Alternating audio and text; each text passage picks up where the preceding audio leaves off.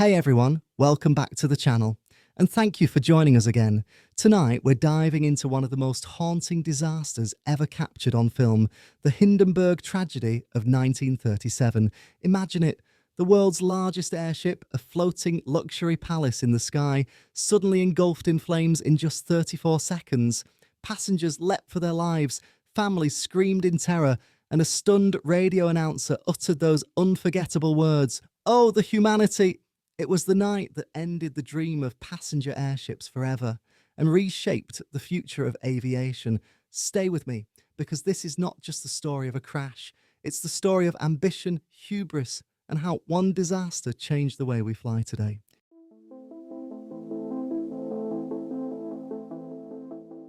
The early decades of the 20th century were an age of restless ambition. Nations competed not only on battlefields but in technology, science, and the imagination of progress. Among the most daring visions of the future was the dream of conquering the skies with vast floating ships, airships that could cross oceans in comfort and style, linking continents as smoothly as a train journey. Germany, still reeling from the humiliations of World War I, and burdened by the restrictions of the Treaty of Versailles, saw aviation as one of the few places where it might demonstrate its ingenuity and reclaim a sense of prestige. And it had an advantage. Count Ferdinand von Zeppelin's earlier creations had already introduced the world to rigid airships, those majestic silver giants that had hovered over cities, casting shadows like floating cathedrals. By the 1930s, a new generation of engineers and visionaries sought to perfect this technology.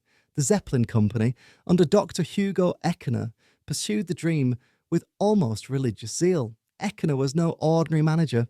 To his supporters, he was part statesman, part pilot, part showman, a man who saw airships not simply as machines but as ambassadors of peace and progress.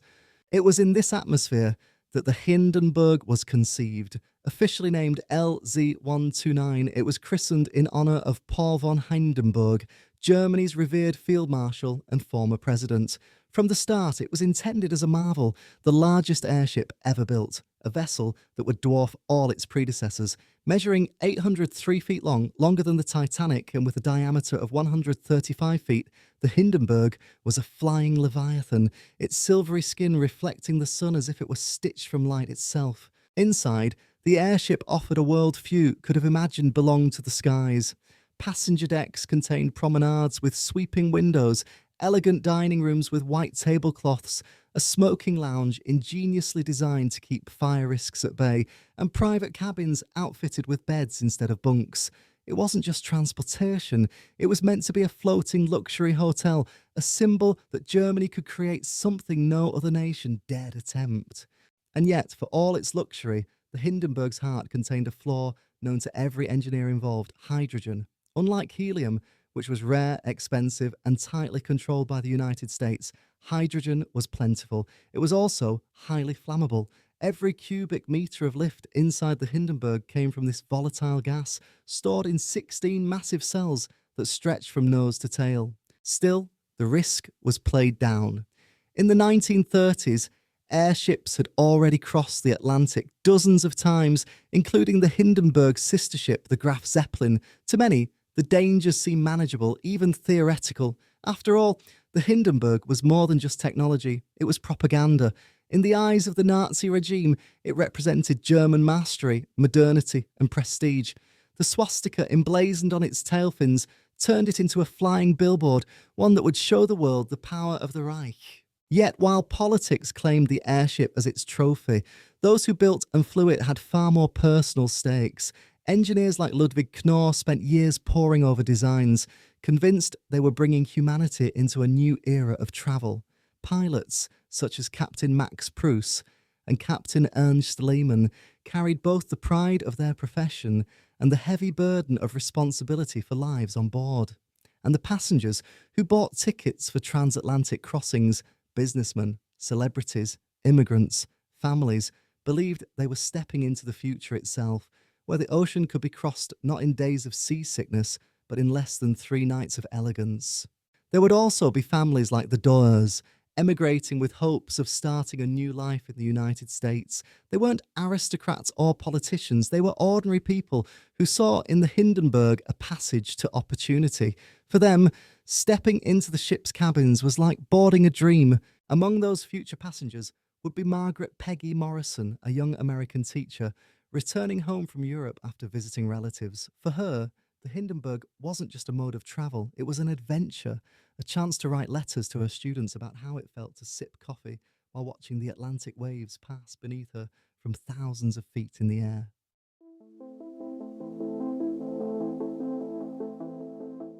In 1936, the Hindenburg completed its first season of flights and the world was dazzled.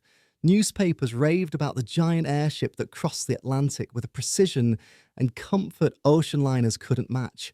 Passengers marvelled at the sensation of drifting silently above the waves, able to walk the promenade as though aboard a ship on calm seas.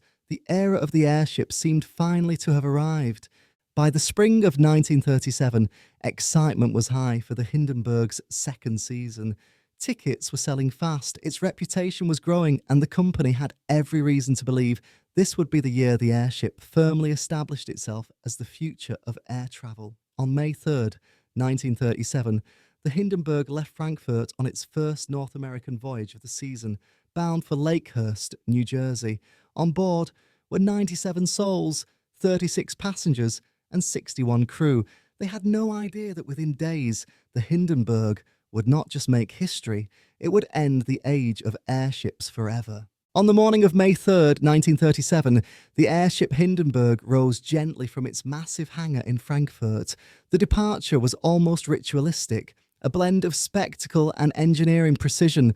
Crowds gathered to watch the Colossus emerge, its silver hull shimmering in the sunlight, dwarfing the vehicles and people below. For many in the crowd, simply watching the Hindenburg ascend was a reminder that Germany still possessed technological wonders to rival any nation. Inside, the mood was different. For the crew, it was routine. Another voyage, another Atlantic crossing.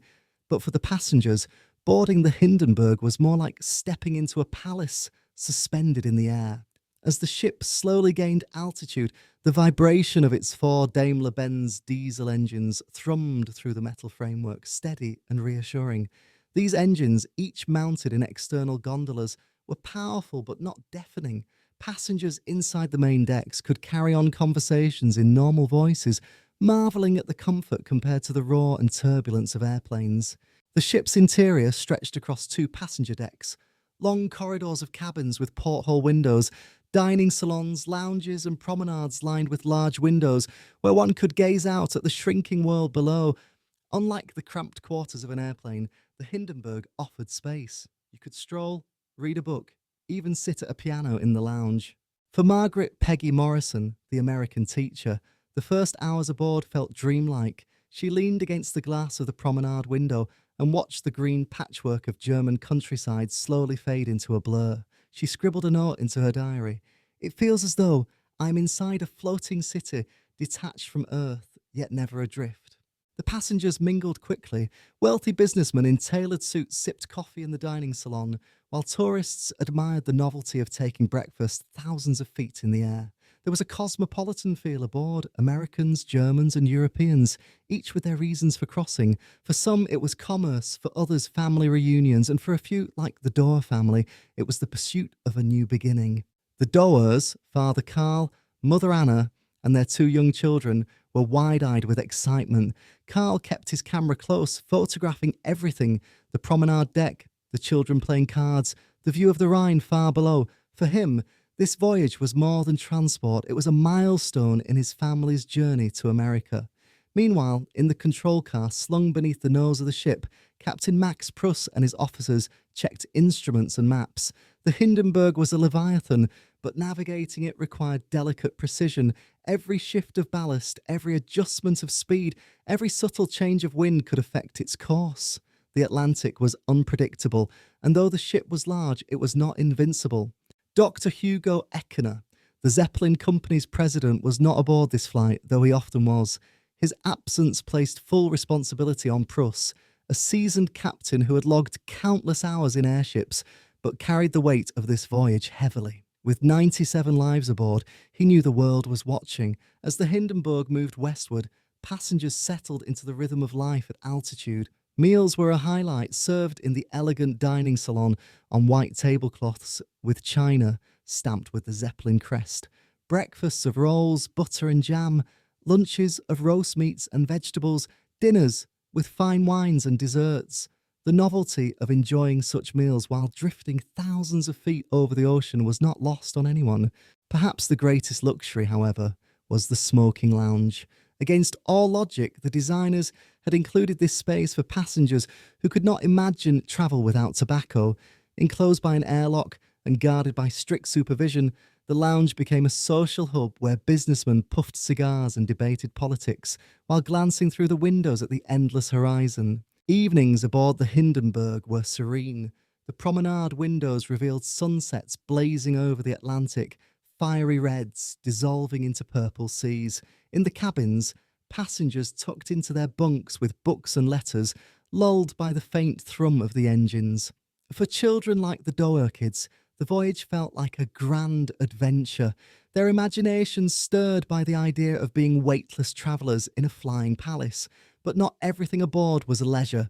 For the crew, duties never ceased. Stewards attended to passengers, mechanics checked fuel lines and engines, and riggers climbed into the skeletal framework of the ship to inspect the massive gas cells. Each gas cell, filled with volatile hydrogen, had to be monitored carefully for pressure and leaks. The knowledge that one spark could ignite catastrophe lingered silently in the minds of the crew, though never spoken aloud in front of passengers.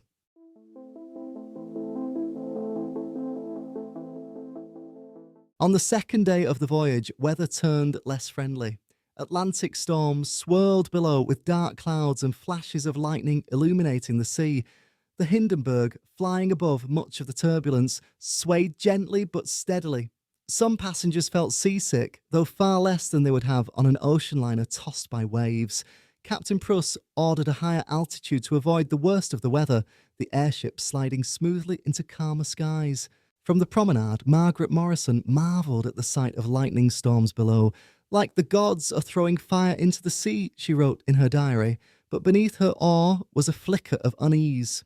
Watching the storms reminded her of the fragile nature of this silver giant, its vast belly full of hydrogen drifting through the heavens. She reassured herself these ships had crossed the Atlantic safely dozens of times. The Graf Zeppelin had flown around the world. Surely the Hindenburg was as safe as modern engineering could make it. In the control car, navigation officers tracked progress carefully. Each hour, wireless operators sent and received signals, relaying position updates across the ocean. Messages from the United States reported favourable landing conditions in New Jersey, though delays were expected because of incoming storms near Lakehurst. Still, the Hindenburg pressed on, her prow slicing through cold Atlantic air, her destination drawing nearer each hour. By the third day, excitement buzzed among the passengers. Soon, they would see the lights of America. Soon, the great voyage would end. Some looked forward to reunions, others to business meetings, still others to adventures in the new world. The children whispered of skyscrapers and wide avenues, while the businessmen planned letters boasting of their record-setting flight. The Hindenburg at that moment seemed unstoppable. It was not simply an airship, it was progress incarnate, proof that humanity could conquer the skies with grace and dignity. But as the silver giant crossed the Atlantic toward its destiny, no one aboard, not the captains, not the passengers, not even the children who gazed so innocently at the horizon, could imagine that this voyage, so full of hope and wonder, was heading into history not as a triumph, but as one of aviation's greatest tragedies. On the morning of May 6th, 1937, the Hindenburg reached the North American coast. After 3 days of smooth sailing over the Atlantic, passengers stirred with excitement.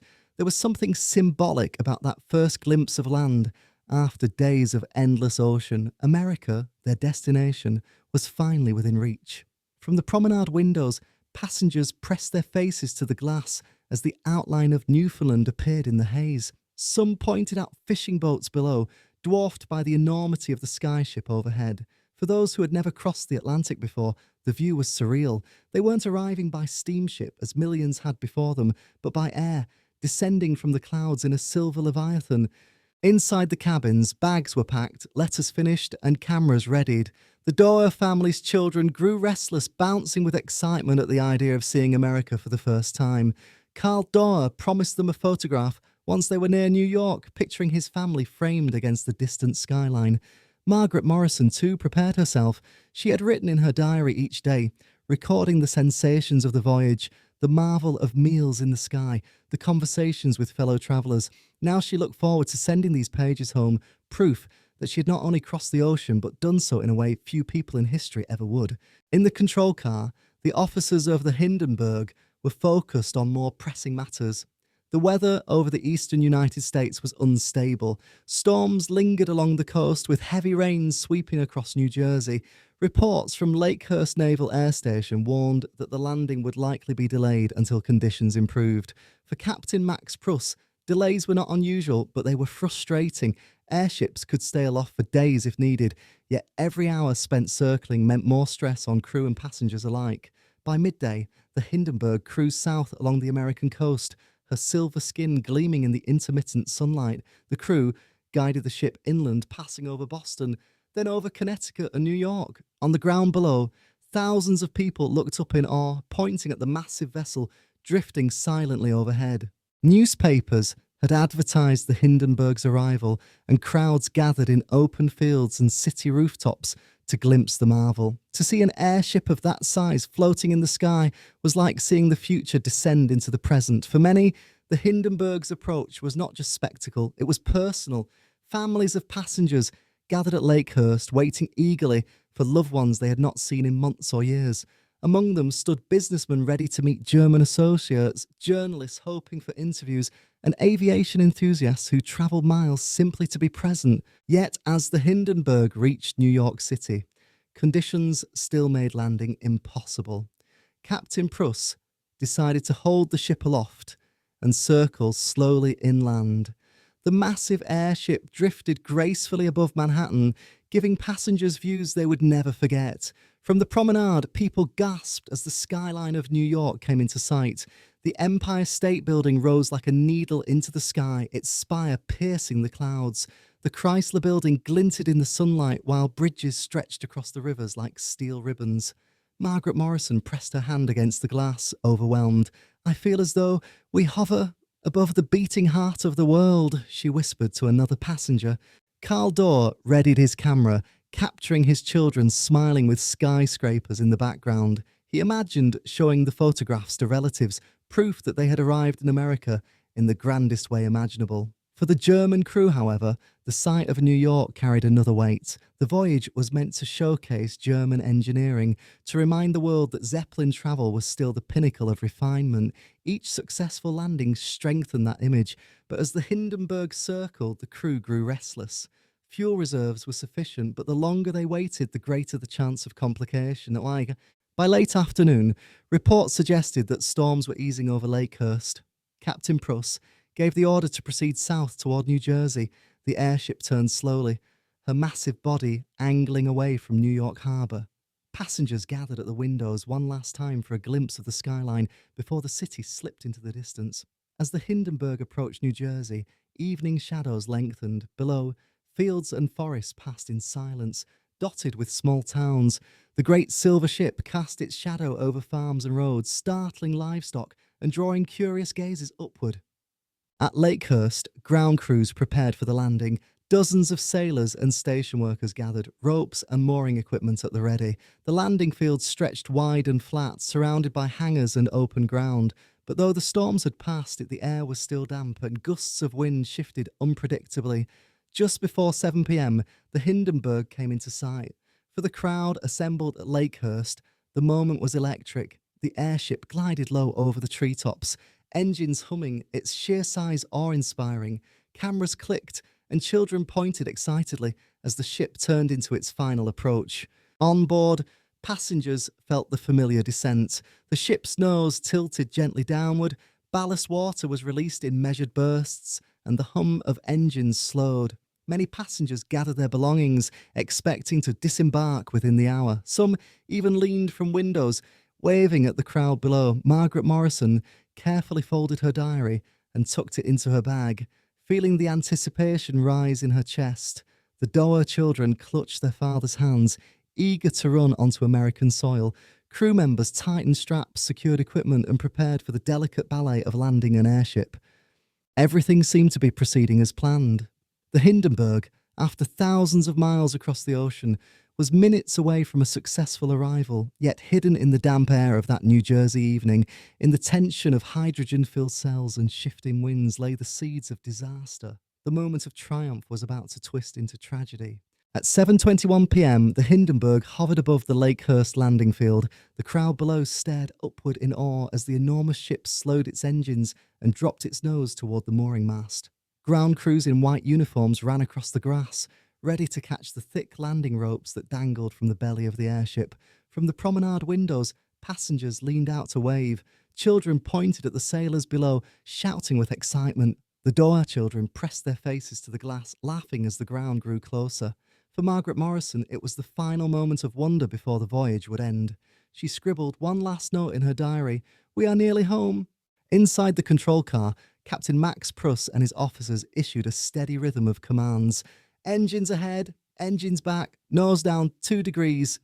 The descent was calm, almost routine. To the experienced crew, there was no sign of danger. And then, without warning, something shifted. Witnesses later disagreed on the exact moment, but those closest to the ship recalled a sharp electric snap. Some said they saw the fabric of the tail ripple unnaturally, as though brushed by an unseen hand. Others claimed to have glimpsed a faint blue spark along the skin of the airship, just above the rear fin.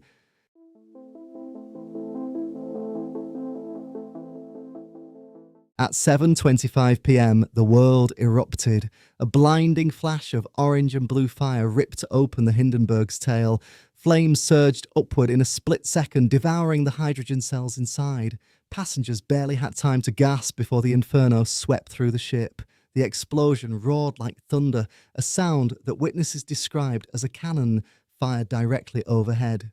From the ground, spectators froze in shock. 1 second, the great silver giant floated serenely. The next, it was engulfed in fire. A camera operator, Herbert Morrison, who was recording a live radio broadcast, screamed the words that would echo through history. "Oh, the humanity!" Inside the ship, terror was instant and absolute. Flames raced through the aft section, spreading with terrifying speed as hydrogen erupted cell by cell. Crew members in the stern never had a chance.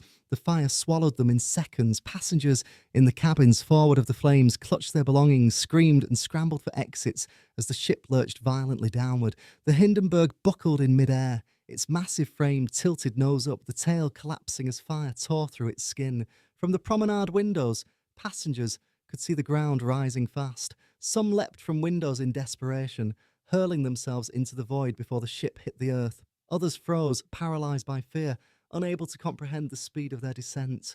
Margaret Morrison felt the heat blast against her face as she stumbled toward the nearest exit. Around her, passengers screamed prayers, children cried, luggage tumbled across the floor. She pushed through the smoke, reaching for the window. Behind her, the Doer family clung to each other, Carl shielding his children with his body. In the control car, Captain Pruss barked orders even as flames licked at the windows. "Keep her steady, hold on." But there was no control left. The ship was a falling torch. At 7:26 p.m, less than 40 seconds after the first spark, the Hindenburg slammed into the ground. Its nose struck first, then the collapsing frame crumpled into a fiery heap. The hydrogen burned with an intensity that turned night into day, a roaring inferno that consumed nearly every part of the ship. On the ground, chaos erupted. The landing crew scattered in panic as flaming debris rained down. Some ran toward the wreckage in blind desperation, trying to save those trapped inside. Others stood frozen, unable to process what they were seeing. Screams filled the air, screams of passengers, of crew, of families in the crowd who realised loved ones were on board. In the searing heat, rescuers tore at the burning fabric with bare hands, dragging survivors from windows, ignoring the flames that scorched their own skin. Some passengers stumbled out of the wreckage, clothes aflame, hair singed, faces blackened with soot. They rolled on the ground, desperate to smother the fire. Others never escaped. The Doers were trapped near the stern, their hopes of a new life extinguished in seconds. Margaret Morrison, miraculously, was pulled through a promenade window by a sailor who dragged her away from the burning wreck. Her diary, her precious record of the voyage, was lost in the fire, but her life was spared. The air was thick with smoke and the sickening stench of burning fabric, wood and flesh. The once proud Hindenburg, symbol of Germany's might, lay crumpled and destroyed in a twisted skeleton of girders and ash. In just 34 seconds, the greatest airship in history had been reduced to ruin. The Hindenburg lay on the ground in a tangled, flaming ruin. The glow of the fire lit up the night sky, visible for miles around. For a moment, silence hung over the field, broken only by the crackling roar of burning hydrogen. Then came the screams, raw, desperate human cries that tore through the smoke. The disaster had unfolded so quickly that no one had expected survivors. Yet amid the flames and wreckage, human figures staggered, crawled, and leapt from the wreck, fighting against impossible odds. What shocked many witnesses, and would later astonish historians, was that 62 of the 97 people on board survived. The inferno that should have consumed everyone left behind pockets of life. Part of this miracle came from the speed of the fire. Hydrogen, though fiercely explosive, burned so fast that some areas of the ship were engulfed and extinguished in moments, leaving survivors who had managed to escape during the brief windows of chaos. Others lived because the Hindenburg crashed close enough to the ground that jumping, though risky, gave them a chance. But survival required courage from passengers, from crew, and from the ground personnel who ran headlong into the flames to pull strangers out. Even as the fire raced through the ship, many crew members risked everything to save lives. Captain Max Pruss, though badly burned, fought to keep the nose of the ship down long enough to give passengers a chance to escape. He stumbled from the wreck, skin scorched but alive. Helmsman Helmut Lau described gripping the rudder wheel until the last possible second before jumping free, his uniform already aflame. Stewardesses, though overwhelmed by smoke, helped guide terrified passengers toward windows and exits. The crew's discipline, forged in countless flights, played a part in the miracle of survival. For passengers, escape was chaos and instinct. Clara Dower and her family, trapped near the stern, had little chance. Witnesses later said they were last seen huddled together, flames engulfing their cabin. Their dream of a new life in America ended in tragedy. Margaret Morrison, the young schoolteacher, survived against all odds. Dragged from a promenade window by a sailor, she collapsed on the ground, her hair singed and lungs burning from smoke, but alive. Years later, she would recall the moment as a rebirth. Joseph Sparr, a circus acrobat travelling with his dog, managed to smash through a window and leap clear of the wreckage, surviving with broken bones and burns. His dog, trapped in the cargo hold, perished in the flames. Perhaps the most remarkable rescues came not from those aboard the ship, but from the men waiting to receive it. The US Navy ground crew, sailors and local workers trained to handle the airship's lines, became rescuers in an instant. Ignoring the searing heat, they sprinted toward the blazing wreckage, pulling dazed and burning figures from the skeleton of the ship. They tore at the smouldering skin of the airship with bare hands, blistering their fingers as they dragged survivors to safety. One sailor recalled later, "We didn't think, we just ran in. The screams guided us." The survivors gathered in shocked clusters on the grass, their faces blackened with soot, clothes tattered and smoking. Some wept uncontrollably. Others sat in stunned silence, unable to process what had happened. Nurses and medics rushed in from nearby bases, dousing burns with water and laying the injured on stretchers. Families in the crowd searched the survivors with desperate eyes, calling names, hoping for loved ones to emerge from the smoke. Some found them, others did not. Herbert Morrison, the radio announcer who had recorded the disaster live, wept openly as he continued describing the scene. His words captured the grief of all who stood at Lakehurst that night. "I can hardly breathe. I'm crying. It's terrible." In the end, 36 people lost their lives. 13 passengers, 22 crew members, and one ground worker who was caught in the falling wreckage. Yet the fact that 62 survived seemed almost impossible. Survivors bore terrible burns, broken bones, and lifelong scars, but they lived to tell the tale. The wreck of the Hindenburg smouldered through the night, its steel skeleton glowing red against the darkness. The once proud airship, the marvel of Germany's engineering, the floating palace of the skies, was reduced to a twisted frame of metal and ash. But among the wreckage walked the living, survivors who had faced fire and emerged against the odds. When the flames of the Hindenburg finally died down, only a twisted, smouldering skeleton remained. The disaster had taken just 34 seconds, but its aftermath would reverberate for decades. The wreckage lay across the Lakehurst field, guarded by military personnel and cordoned off from grieving families who still searched for answers. Almost immediately, the questions began. What had gone wrong? How could the world's most advanced airship, designed with German engineering pride, have been reduced to ashes so suddenly? News of the Hindenburg disaster spread faster than almost any previous tragedy. Radio stations carried Herbert Morrison's anguished broadcast across the United States. Newspapers ran banner headlines: Hindenburg explodes, disaster in New Jersey. In Germany, where the airship was a symbol of national pride, news was met with grief, disbelief, and even censorship at first. Airships had represented the future, elegant, glamorous, and efficient. Now, in one fiery night, that future had collapsed.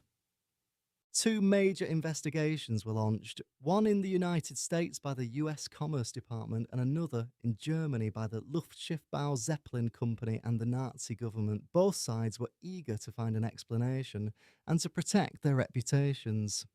Investigators combed through the wreckage, interviewed survivors, and studied photographs of the disaster.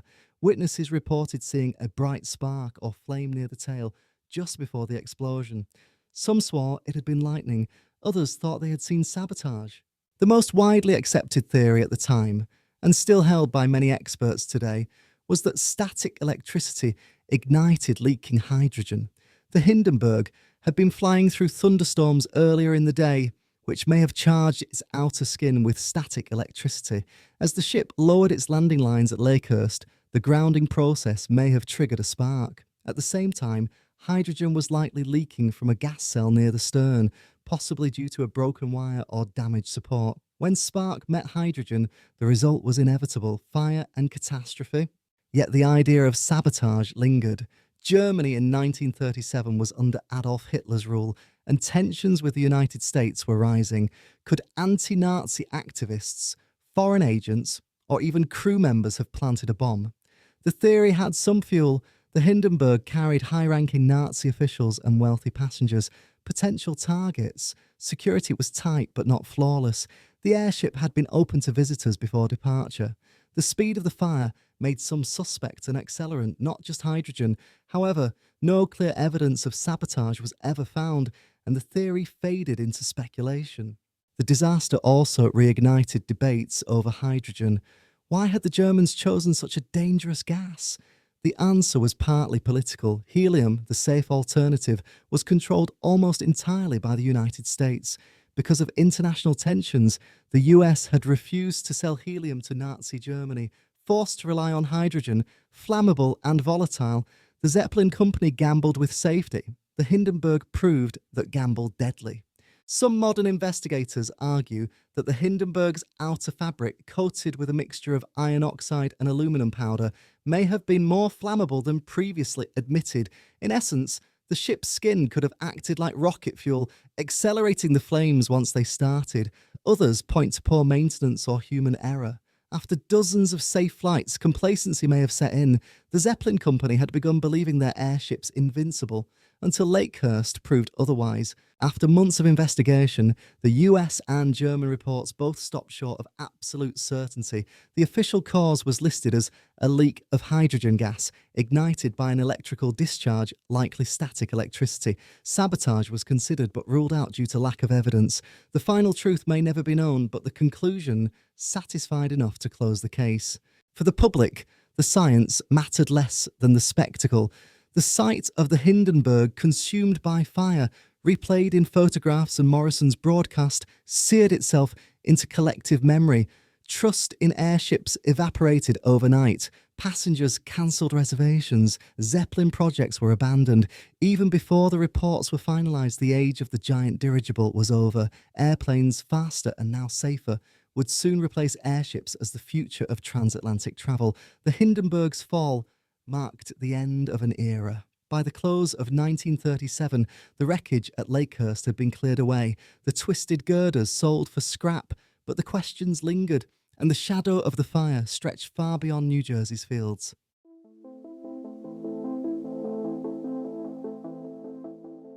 The Hindenburg Disaster did not just end the age of passenger airships, it carved itself into the cultural imagination of the 20th century, becoming one of those rare moments where technology, tragedy, and media converged to create an enduring symbol. Even before the fire, airplanes were beginning to challenge airships as the preferred method of transatlantic travel. Pan American Airways was preparing to launch Clippers, long-range seaplanes that could cross the Atlantic in less than 24 hours. After Lakehurst, the choice was clear. No passenger wanted to step aboard a hydrogen-filled Zeppelin again. Bookings plummeted. By 1940, commercial airship travel was gone. A grand experiment in human flight extinguished in fire. The Hindenburg skeleton, still smouldering in photographs, stood as a cautionary monument to the limits of technology. What set the Hindenburg apart from other disasters was not just the scale, but the way it was captured. Herbert Morrison's trembling radio broadcast, "Oh, the Humanity," became one of the most famous soundbites in history. Though his voice had never been aired live, newsreels later synchronized his words with film footage, creating one of the first multimedia spectacles of modern journalism. For the first time, people could both see and hear a disaster unfold almost as if they had been there. This moment marked a turning point in media, the birth of real-time disaster coverage. The Hindenburg taught the world how powerful and haunting broadcast media could be.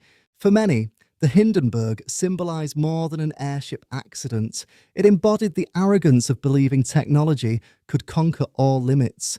The Zeppelin had been marketed as a floating palace, safe and invincible, carrying celebrities, dignitaries, and the wealthy in comfort across the skies. But the disaster exposed a truth. No matter how advanced, human inventions are fragile, and when they fail spectacularly.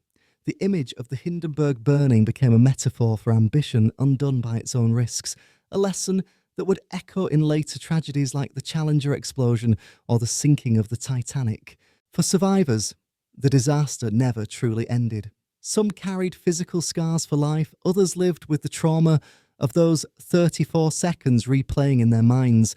Passengers like Werner Franz, the young cabin boy who survived by sheer chance, would later recount how the memory followed them everywhere. Crew members who escaped were haunted by the screams of those they could not save. In Germany, the Zeppelin company and Nazi authorities quietly distanced themselves from the disaster. In America, memorial services were held at Lakehurst, where a small plaque still marks the site today. The Hindenburg also reshaped aviation safety. The US doubled down on developing long-range airplanes, while regulations on hydrogen and flammable gases grew stricter. Air travel, once experimental, now demanded rigorous safety standards. Helium, controlled by the United States, became the only acceptable lifting gas. Though safer, helium was expensive and less efficient, hastening the shift away from airships altogether. By the dawn of World War II, the skies belonged to airplanes, not dirigibles. The Hindenburg disaster continues to echo in popular culture. Documentaries, novels, and films have retold the story, sometimes with conspiracy twists. The burning airship has appeared on album covers, television montages, and historical retrospectives. Even those who know little of aviation history recognize the image of the falling, flaming Zeppelin.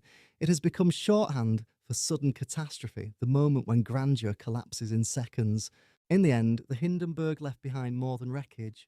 It gave the world a lesson in humility, a warning about the dangers of unchecked ambition, and a reminder of how fragile human achievements can be when they collide with the unforgiving forces of nature and physics. For many, the words of Herbert Morrison still capture the emotional truth of that night better than any investigation or report, a cry of horror, sorrow, and disbelief that something so magnificent could fall so quickly.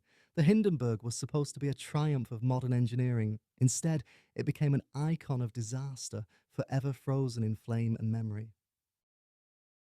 And that was the chilling story of the Hindenburg disaster, the fiery end of an era. If you found this documentary fascinating, make sure to join us for the next one. Next week, we'll be uncovering another story of human ambition, courage, and tragedy.